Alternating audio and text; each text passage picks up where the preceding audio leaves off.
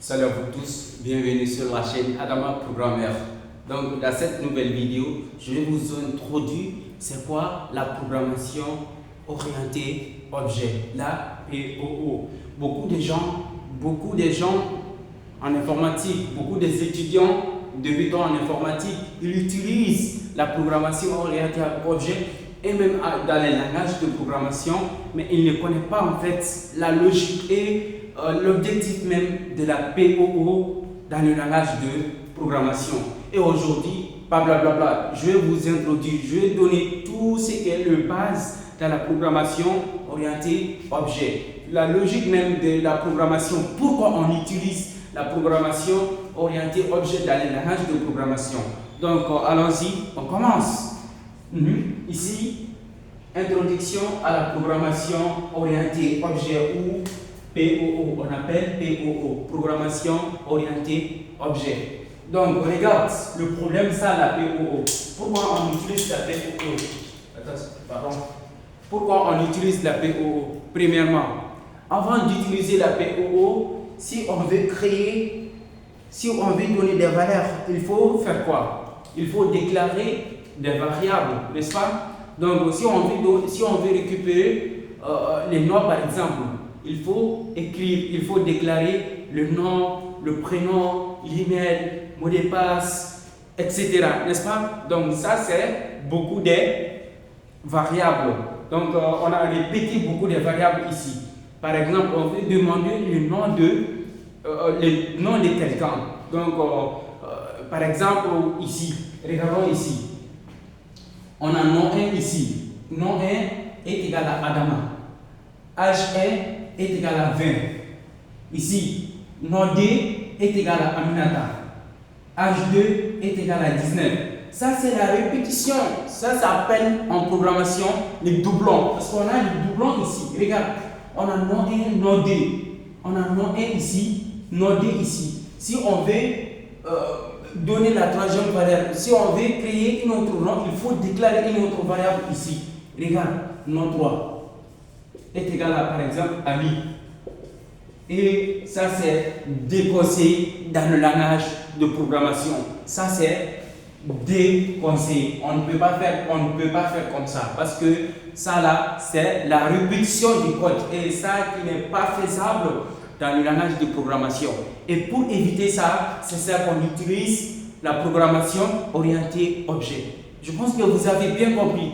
Regarde, on a nom 1 ici, Adama. Si on veut déclarer, si on veut donner une autre valeur à nom, donc on veut déclarer nom 2, nom 3, nom 4, nom 5, nom 6, jusqu'à l'infini, n'est-ce pas? Et ça, ce n'est pas autorisé dans le langage de programmation. Là, il faut une solution pour éviter ces problèmes-là. C'est ça qu'on utilise la programmation orientée objet. Regarde. Ça, c'est le problème sans la POO. On a un problème ici. Donc, la solution, c'est quoi? La solution, c'est quoi? Créer une classe. Par exemple, on a plusieurs noms. On a plusieurs âges. Si c'est email, on a plusieurs emails. On a plusieurs mots de passe. Est-ce qu'on peut, à chaque fois qu'on a besoin de l'email de quelqu'un ou le nom de quelqu'un, on va créer les variables? Non, ça ce n'est pas faisable, ça c'est pas autorisé dans le langage de programmation, ça c'est impossible. Donc là, on va créer des classes. Donc les classes c'est quoi? Regarde, on a déclaré comme ça. On a les classes, ça c'est classe. Ça s'appelle les classes. Et ça c'est le propriété et ça c'est les actions. Regarde ici, ça c'est l'objectif et le rôle de la POO dans le langage de programmation.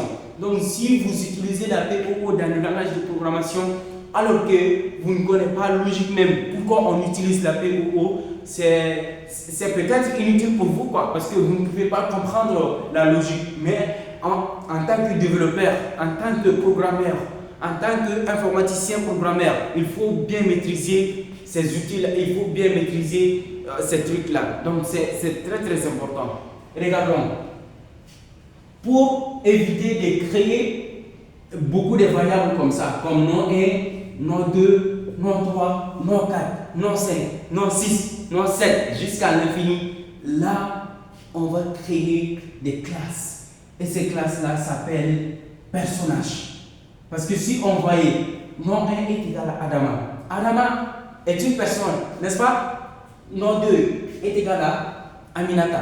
Aminata aussi est une personne, n'est-ce pas? Nom 3 est égal à Ali. Ali est une personne, n'est-ce pas? Là, on doit créer une classe qui s'appelle personnage, qui va prendre toutes ces informations-là. Donc, si on a créé une classe qui s'appelle personnage, là, on va créer les propriétés et les méthodes, ça s'appelle les actions. Regardons, on a les personnages ici comme des classes. On a nom, on a âge, on peut avoir beaucoup de propriétés. Ça s'appelle les propriétés. Donc, on a les noms, on a l'âge. Et ici, on a les actions. Le personnage peut faire quoi? Nous sommes des personnes, n'est-ce pas? On peut faire quoi? Donc, on peut boire. Donc, ça, c'est la méthode boire. On peut manger aussi. Ça, c'est manger. On peut marcher. Ça, c'est pour marcher, n'est-ce pas? Donc, ça s'appelle les actions. C'est comme la programmation orientée-objet, c'est de traduire, c'est de mettre, c'est de remplacer ces trucs-là à une forme sous-objet. Donc, si on a créé ces classes-là et ces propriétés avec ces actions-là, là, on va créer les objets. Ça nous permet d'organiser les codes. Ça nous permet de structurer les codes. Sans ça, on va doubler les variables. Sans ça, on va répéter du code, alors que ce n'est pas faisable dans le langage de programmation. Donc, une classe, c'est comme un plan d'une construction. C'est comme un plan d'une construction. Au lieu de déclarer plusieurs variables, plusieurs actions, plusieurs méthodes, on va créer une classe. Donc, c'est comme un plan de construction qui s'appelle personnage. Donc, on va créer ces variables-là. Donc, on va créer une seule variable ici. Nom, ça c'est pour les noms seulement. Ces noms-là peuvent prendre plusieurs noms. Et ces âges-là, ces variables âges-là peuvent prendre plusieurs âges, beaucoup d'âges, n'est-ce pas? Là, on va faire quelque chose qui s'appelle les objets. On va créer les objets. Par exemple, on a personnage ici. Moi, je m'appelle Adama. Donc, mon nom, c'est Adama. Mon âge, par exemple, c'est 20 ans. Donc, une personne aussi qui s'appelle Awa. Son âge, c'est 19 ans. Une personne qui s'appelle Aminata. Son âge est 25 ans. Donc, on a le même construction. On a le même personnage. On a tous des personnes. Mais les propriétés sont différentes. Mon nom n'est pas égal à le nom de quelqu'un. Mon nom n'est pas égal à le nom de Ali ou le nom de Awa. Donc, on a une construction qui s'appelle personnage. On a tous les personnes, mais on a les propriétés différentes, on a les actions différentes. Moi, peut-être je peux marcher, mais peut-être quelqu'un qui est personnage, mais qui ne peut pas marcher ou qui ne peut pas faire des trucs que je suis capable de faire. Donc, ça, c'est la logique et la compréhension de la POO. Et là, on va créer des objets, comme on a dit. On a tous des personnages, mais le nom c'est différent, l'âge c'est différent, peut-être différent. Et les actions aussi peuvent être différentes. Et regarde la quatrième, créer des objets à partir de la classe ici. Et regarde, si on a créé un objet, ça c'est pour créer des objets. On a créé un objet qui s'appelle personne 1. C'est comme les informations de la personne 1 et les informations de la personne 1. Donc, on peut avoir son nom, son prénom, son email, son âge, etc. On peut créer autant d'objets parmi ces classes-là. Donc, on a créé une classe qui s'appelle ça. C'est comme une construction, un plan de construction. Avec ces classes-là, on peut créer autant d'objets. Si on a créé autant d'objets, ils ont tous le même classe, mais les propriétés, les valeurs pour les propriétés sont différentes. Donc regarde, on a créé le premier objet ici, qui s'appelle personne 1. Le personne 1 ici on a personnage. Donc ça, on va créer une instance, on va créer un objet avec ces classes-là. Donc ça veut dire on va déterminer ici personnage. C'est comme on a créé des objets avec ces classes-là. Donc, et ces informations ici. Donc, le premier personne, il s'appelle Adama et son âge est 20 ans. Donc, ça c'est le premier objet. Les deuxième objets aussi, donc on va mettre ici personnage. Personnage. Donc, son nom c'est Aminata et son âge c'est 19 ans. Et la troisième personne aussi, ici on a personnage. On a personnage. Son nom c'est Ali et son âge c'est 25 ans. Et regardons ici. Imaginons et réfléchissez bien. On a créé des objets ici.